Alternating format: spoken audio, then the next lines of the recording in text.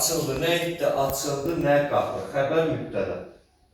Mübtədamız nə ilə ifadə olunur? Məndən soruşsa, mən baxıram ki, cümlədə hansı sözə mübtədanın sualını verdim? Qapı sözünə. Qapı sözü hansı nitq səsidir? İsim. Deməli, mübtədamız nə ilə ifadə olunur? İsimlə. Xəbərimiz nə ilə ifadə olunur? Açıldı, bəli. Təsriflənən feillə ifadə olunur. Təsriflənən feillə ifadə olunur. İfadə vasitəsi bu deməkdir. Və hər ikisi də nitq hissəsi ilə ifadə olunduğu üçün buyuruluşda sadədirlər, mürəkkəbdə necə olacaq, indi ona gəlirik. Deməli, bura yazılan məsələn, tutaq ki, deyək, əlinin qardaşı diş həkimidir. Diş həkimidir. İndi burada diqqətli olun. Bax, diş həkimidir. Birlikdə xəbərdir. Niyə? İkinci növ təyini söz birləşməsi. Mən bunu parçalaya bilmərəm. Kim diş həkimidir? Əlinin qardaşı. Əlinin qardaşı. Bunu da ayıra bilmirəm. Niyə? Üçüncü növ təyin söz birləşməsi. Deməli, mübtədan da söz birləşməsi ilə ifadə olundu. Xəbərin də söz birləşməsi ilə ifadə olundu. Hər ikisi də qurulsa mürəkkəbdir. Söz birləşməsi tərkiblərlə ifadə olunarsa, o zaman mürəkkəb olacaq. Amma nitq hissəsi ilə ifadə olunacaqsa, sadə olacaq. Burada bizi nə çaşdıra bilər? Bax, diqqətli olun.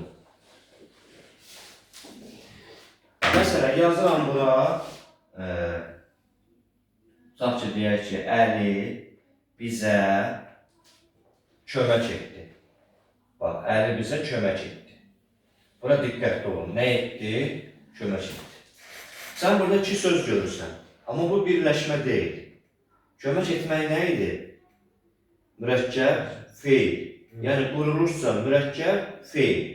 Sözün quruluşca mürəkkəb olması cümlə üzvünün mürəkkəb olması demək deyil. Cümlə üzvü söz birləşməsi tərkiblərlə ifadə olunarsa mürəkkəb sayılacaq. Bu feildir, bir dənə feildir. Və başqa bir nümunə yazaq. Bax, məsəl üçün deyirəm ki, kəklik otu faydalıdır. Faydalıdır. Necədir? Faydalıdır. Bax, necədir? İsmi xəbər. Sifətlə ifadə olunur xəbəri. Nə faydalıdır? Kəklik otu. Mübtədan nə ilə ifadə olunur? Mürəkkəb isimlə. Amma mürəkkəb deyil özü. Mübtəda sadədir. Xəbər də sadədir. Yəni, sözün mürəkkəb olması, cümlə özünün mürəkkəb olması demək deyil. O söz birləşməsinə ifadə olunmalıdır ki, mürəkkəb deyəsən. Aydındır. Mən burada kəkliyi otunu ayıra bilmərəm ki, eyni də kömək etməyi də ayıra bilmərəm bir-birindən. Çünki onlar ikisi birlikdə bir mənə ifadə edirlər. Bax, buna diqqətli olacaqsınız.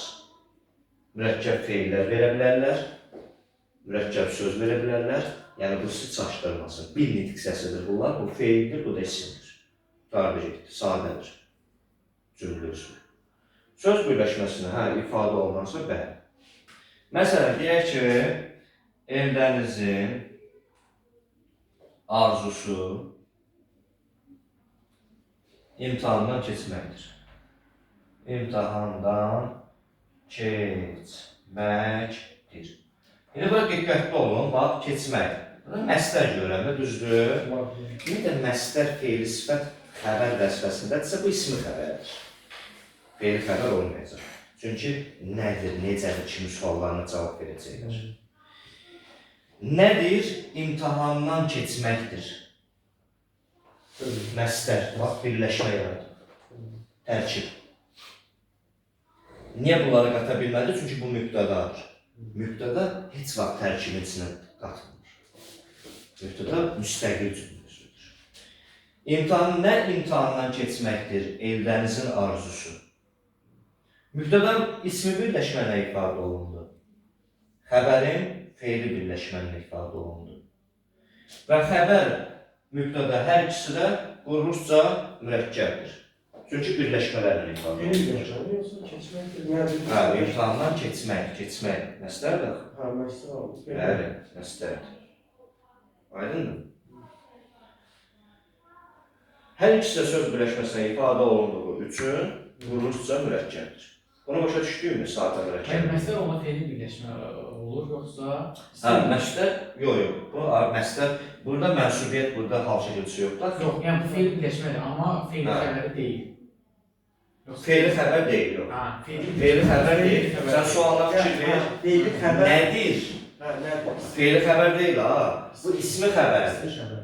Hə, onu soruşmaq istəyirdim. Bəli, bəli. Hə, birləşmə olaraq fe'li birləşmədir. Fe'li birləşmə. Amma ismi xəbərdir. Ümumiyyətlə yadda saxlayın. Məstər, fe'li sifət tərkibləri ancaq ismi xəbər olur. Fe'li xəbər olmur. Ona görə fe'li xəbər quruluşca mürəkkəb ola bilmir. Frazoloji birləşmə ilə ifadə olunan cümlə üzvlərinə biz sadə deyəcəyik. Niyə? Çünki onlar bütövlükdə bir leksik məna ifadə edirlər. Bütövlükdə bir leksik məna ifadə edirlər. İndi yazım cümlə yazım baxımına. Bax. Məsələn, deyək ki,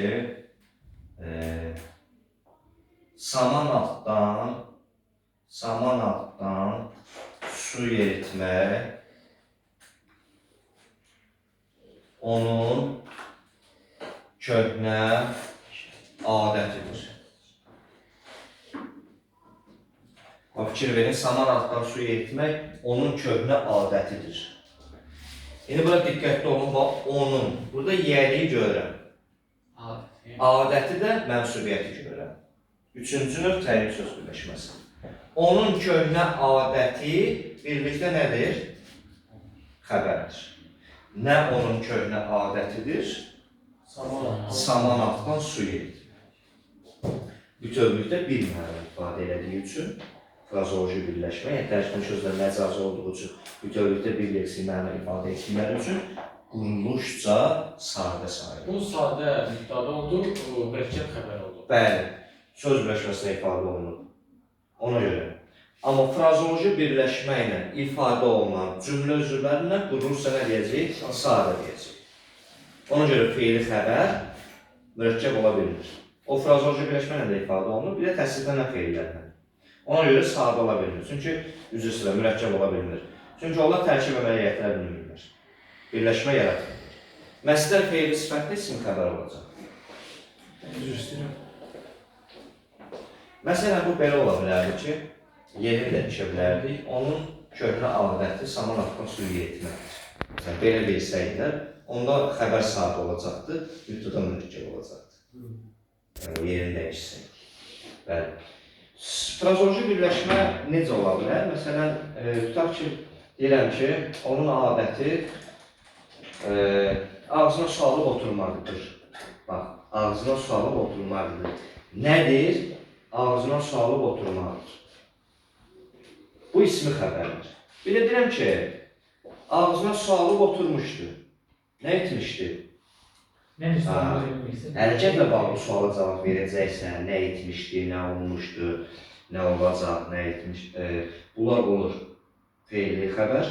Amma nədir, kimdir, necədir kimi suallarına cavab verərsən, o zaman olur ismi xəbər. İsmail, üzmü dedim? Bəli. Yanlışlığa yol vermədim. Təşviş gedir, yəni. Hə.